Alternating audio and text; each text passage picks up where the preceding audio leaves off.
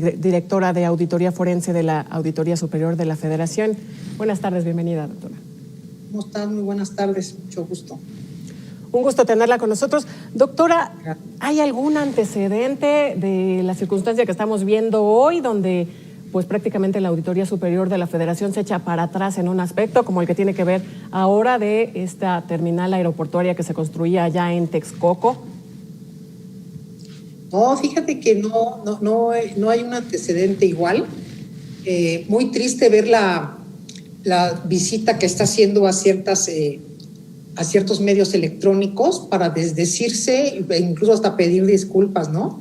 Sobre el supuesto reporte de irregularidades, deficiencias y opacidad que habían ellos mismos puesto en un informe y inconsistencias, una serie de inconsistencias y admitir que se equivocaron. Entonces, pues claro que es patético y no se había visto nunca. Es una institución que en la historia de las administraciones anteriores, que habían sido dos, porque finalmente es una de las instituciones autónomas de gestión, porque esta nada más es autónoma de gestión, que nacieron por una necesidad de asegurar un rigor técnico y blindarla contra cualquier mano política. Pero ahora se voltearon los temas, ¿no? Se llenó de políticos adentro, de multipartidos, sin ningún expertise técnico, y bueno, pues esos son los resultados, que no son inesperados con estos antecedentes. Doctora, ¿cómo entender este reconocimiento de error? Porque, bueno, pues es un trabajo largo, ¿no? Que, bueno, pues lleva al menos un año esta revisión. Entonces, pues, ¿qué ve ahí detrás? Mira, este tipo de revisiones, primero, entender que este enfoque al desempeño, pues desde ahí se equivocaron, ¿no? O sea, es una planeación cuando estamos hablando de un tema que es tan importante para la opinión pública y para nosotros, conocer el costo y consecuencias de estas obras, de estas acciones, en su caso la cancelación, en su caso el ejercicio de los recursos, ¿no? Si hablamos de unas, porque fueron las que salieron a flote. Imagínate de las 1,000 y pico que hay, cuántas están en esta misma situación. Entonces, pensar de inicio que se decide hacer una auditoría al desempeño, que no es vinculante, es una revisión que tiene por objeto verificar la operatividad, la eficiencia, eficacia, ¿no? Buscar un análisis de perspectiva, pues debíamos de haber obtenido como resultado qué pasó, cómo se llevó a cabo ese proceso y cuáles son hasta hoy día las consecuencias para bien o para mal. Desde ese tipo de análisis yo creo que el enfoque no era el apropiado para realizar una auditoría de esta obra, de la magnitud o emblemático que es para nosotros, y sin embargo sí significa en todo momento que ni siquiera es para un año, es para un tiempo esa auditoría programada con todo un grupo al frente. Yo creo que no debería de durar más de 3 meses, porque es al desempeño, no vas a validar cifras, sino hacer otro tipo de evaluación. Y ahora que te dicen que van a hacer una revisión, o sea, como en 2 horas te dicen, no, todo estuvo mal, ¿no? ¿A qué horas revisaron sus cifras? Obviamente sabían que desde el inicio estuvo mal el planteamiento de la metodología y el rigor técnico. O sea, eso no se puede hacer en una entidad de fiscalización seria. Un proyecto de esta naturaleza requiere dignidad y requiere conocimientos profesionales, de lo cual pues carecen los que están al frente de esa institución. Doctora, un tema grave, ¿no? Lo que tiene que ver con esta mega obra cancelada del aeropuerto, que bueno, decía el gobierno federal iba a tener un costo de 100,000 millones y sale la auditoría y dice, bueno, hasta ahora suman 331,000 millones de pesos, como para que de repente digan, no, siempre no. ¿Qué tendríamos que ver? ¿Tendría que haber ahí una renuncia o qué tendríamos que estar viendo ante la magnitud pues de este error? Primero tendrían que darnos un informe serio y que ahorita van a tener que cargar con esto. Yo creo que eso sí les va a doler más que otra cosa, tener que trabajar un asunto bien, porque va a ser dar la cara a todos a los que nos dieron información tergiversada. Yo, por ejemplo, en la medida de mis circunstancias, dando un seguimiento hasta el año pasado, recuerdo que eran cerca de 170,000, 175,000 millones. Cuando ves esa cifra dices de dónde la sacaron, cómo se duplicó, pero bueno, ese no es mi trabajo realizarlo, eso es únicamente como un contexto principal. Entonces, de conocimiento. Entonces, ellos, bueno, lo menos que podría hacer es renunciar las personas, pero déjame decirte algo que es muy triste, que esa parte de quienes la conforman hoy día pues no solamente son en la mayoría quienes están en la alta dirección, nivel consejo y al titular, no solamente carecen de un juicio profesional y de rigor o de conocimiento técnico, sino que tienen un cinismo que los hace, se los blinda contra cualquier actuación o cualquier, no les preocupa mucho. Eso es, dijera que es de lo que pasaba antes en estos ejemplares en los viejos tiempos. Entonces, ese cinismo lo hace estar ahorita diciendo, no, me equivoqué, aquí no nos obstaculizaron, en lugar de dar una respuesta rigurosa y metodológica de qué sucedió en verdad y de hacer una autocrítica y, por supuesto, renunciar, pero inclusive no van a renunciar, ¿verdad? Porque te digo que tienen, aparte de ese cinismo, un interés económico y de poder, que es lo que los mantiene ahí, sino que tendrían entonces los diputados que iniciar procedimientos administrativos que podrían llevar hasta el juicio político de quienes son responsables de esto.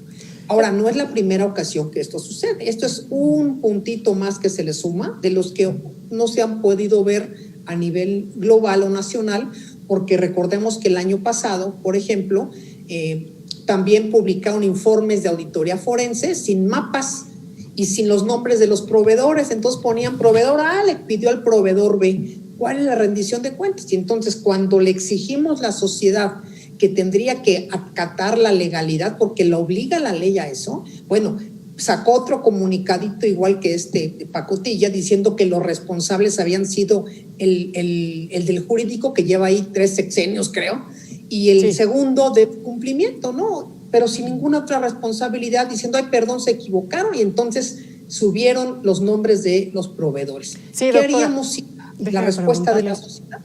¿Cómo queda la Auditoría Superior de la Federación? Bueno, históricamente, en los años que lleva existiendo, por supuesto, es un contrapeso al gobierno federal a revisar pues, los diversos ámbitos del gobierno. ¿Cómo queda hoy? Y bueno, además, pues a ellos les toca revisar, pero a ellos, ¿quién los revisa? ¿A quién le corresponde decir a ver qué está pasando ahí? Fíjate que yo creo que más que un contrapeso, yo diría que es la entidad de fiscalización constitucionalmente facultada para hacer la revisión de cada peso que se gasta en el erario. Entonces, la importancia de la rendición de cuentas y de darnos claramente información sobre cada peso gastado en qué y asegurar que sean la mejor calidad, servicio, costos, precios, que hoy lo estamos padeciendo con salud por todo lo que no sabemos qué pasó, ¿no? Entonces, esa es su función. Por sí misma, sin el expertise y sin las personas apropiadas que tengan esa misión, es una misión, no se va a lograr. O sea, la institución no solamente está desarmada, sino que queda claro que es esto la punta del iceberg de otro tipo de intereses que privan dentro, ¿no? Y que ahora ponen cualquier excusa artificiosa para poder decir pues, que se equivocaron y usted perdone.